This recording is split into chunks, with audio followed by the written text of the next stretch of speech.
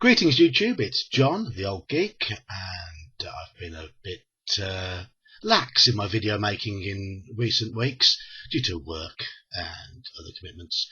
So here's a video for you, and it's going to be a review of the classic AD&D adventure, U1, The Sinister Secret of Saltmarsh.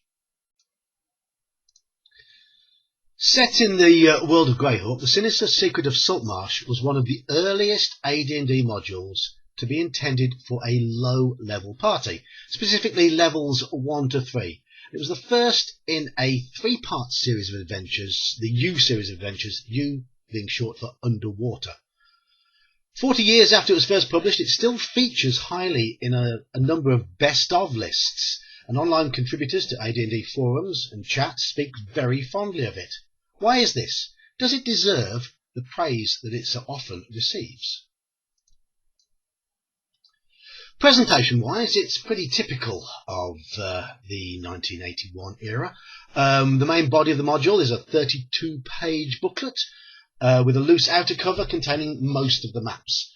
Text is a mixture of descriptions for the DM along with sections of box text. These aren't particularly wordy, so that's okay. There were quite a few adventures that used box text that used far too much of it. And the cover art by Dave Deluve, never known how to pronounce his name, is evocative, though it is a massive spoiler. And I might as well say now, there are going to be spoilers in this review, so if you intend playing it, go away. If you intend running it, keep on listening. Most of the internal art is of decent quality, though it is a bit of a mixed bag. There are some dodgy bits. But the overall initial impression of the adventure is quite pleasing. Then you begin to read it, and the adventure comes alive. While this module was ostensibly published by the USA TSR team, it was written by the UK team.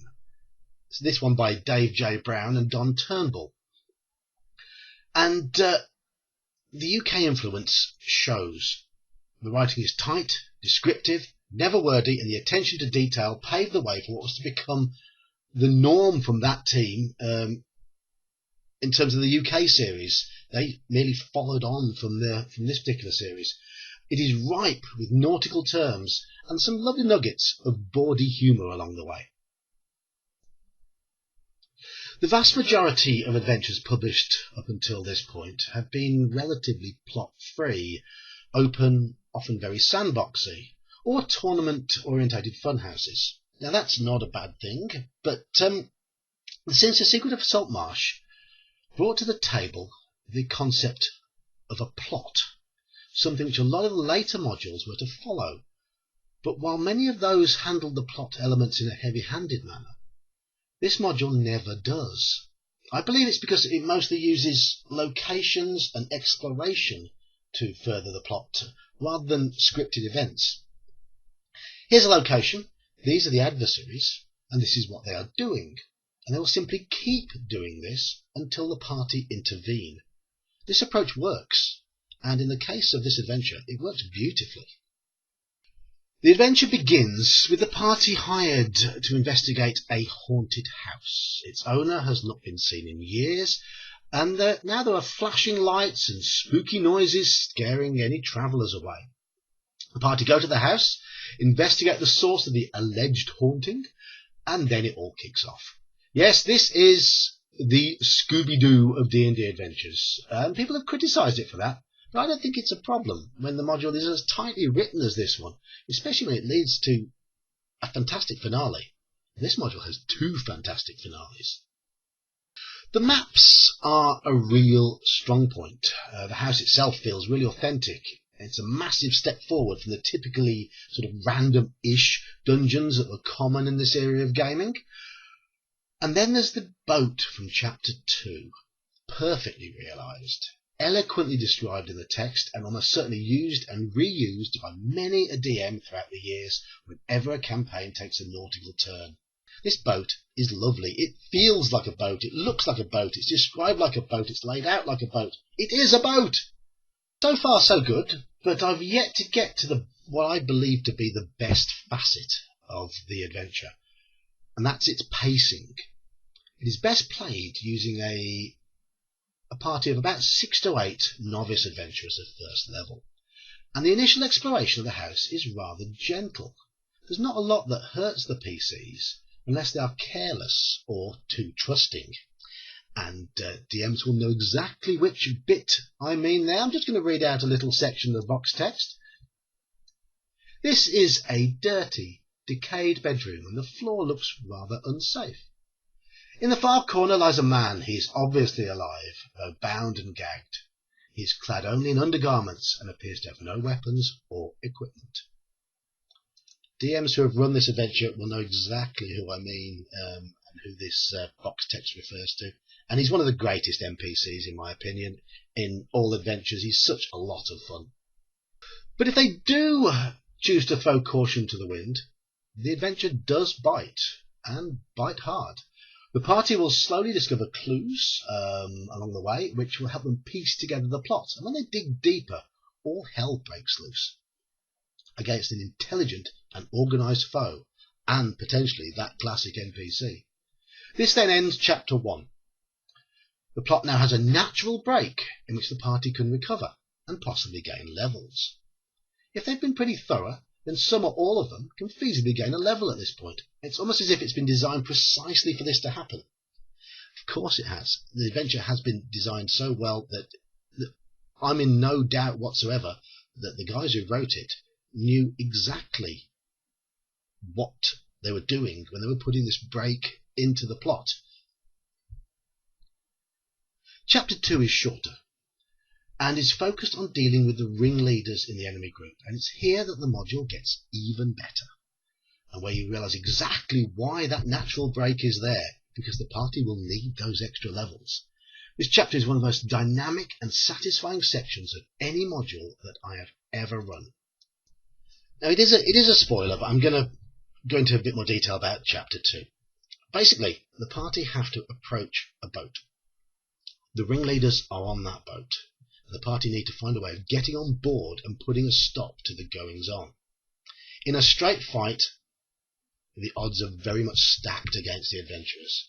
So the key here is to use either guile, a bit of chutzpah, a bit of persuasion, come up with some sort of bluff, some sort of story, or be very, very sneaky.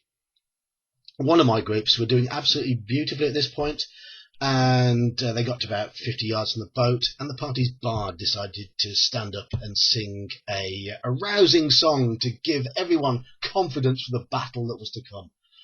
Whoopsie daisy, it all went completely tits up from that point. When the parties have managed to board the boat, combat has been some of the most memorable that I can remember from running a variety of modules. We've had people jumping overboard. We've had a crazed magic user with no spells left trying to bash a smuggler over the head with a frying pan. We've had people swinging from the rigging. We've had arrows flying down from the crow's nest. We've had burning ropes. We've had all sorts of fun. It's a brilliant environment for a combat to occur, and because it is so well designed and so well described, it all just feels, it's just fantastic. It's really, really good. So, the rare, perfect adventure then. Well, nearly, but not quite. Here are some of the aspects that people have criticised about it. One is that it needs a bit of preparation from the DM, because the town of Saltmarsh, which is described in the name of the adventure, it is the setting, sort of. The adventure doesn't actually take place in salt marshes, but the town itself is barely mentioned in the adventure itself. So it depends on what the DM wants to do here. Many DMs substitute Restenford in here from the L series, the Lendor Isles series of adventures, and that works really nicely. There was also a version of Saltmarsh published in a later 3rd or 3.5 edition book, and you could use that as well. But I've never needed to flesh out Saltmarsh all that much. I've just improvised what I've needed, and that's worked okay. Another criticism is that there are a few gotchas in the adventure. I don't have a problem with them either, because they are foreshadowed pretty well. If a party go into a room where the floorboards are described as looking unsafe, and then ignore that snippet of information and go crashing through the floor, and one of them dies, sorry, but tough. If you're in a room which smells absolutely disgusting and you don't stop and think what's causing that smell and just go poking around without using caution, again, tough. If the DM takes a point to describe something as being mouldy, and you disturb it and it turns out to be yellow mould, which this might be in this adventure, then again, it's tough. These are lessons that adventurers need to learn, and sometimes they need to learn them the hard way. And as long as they are foreshadowed, as long as the details are there to give the clue, as long as there's enough detail in the text which gives clues as to the existence of these gotchas, then it really isn't an issue, in my opinion. There's also the fact that a clever party can gain a lot of loot. What's the problem with that? If they've been clever, don't they deserve it?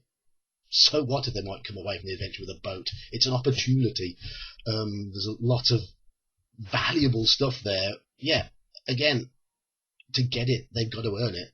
And if they get it, they deserve it. Again, that's not a problem. The fourth criticism, though, is one I can understand, in that it might not appeal to people who like their adventures to be really, really fantastical, because the actual secret itself is somewhat mundane, and most of the foes are very much human. And people who tend to like to fight extravagant monsters might not like it. So what? Now, the Sinister Secret of Saltmarsh, along with its two follow-up modules, U2 and U3, they were slightly reworked for 5th edition and serve as the opening adventures in Wizards of the Coast's Ghosts of Saltmarsh, a book which has been extremely well received. To me, this shows the enduring quality of this excellent adventure module. I don't agree with every one of the changes they made to the reworked scenario, but that doesn't matter because I'm not their target audience. The body of the adventure remains intact.